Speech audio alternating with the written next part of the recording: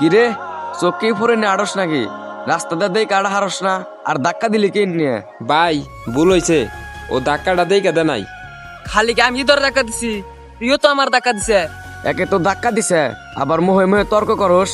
আচ্ছা ভাই, ওর ভুল হয়েছে, মাফ করে দেন। ওই আয়।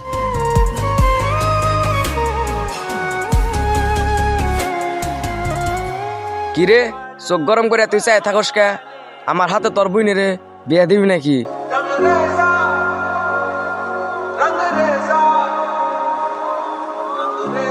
কিরে তুই ওরে কি কইলি?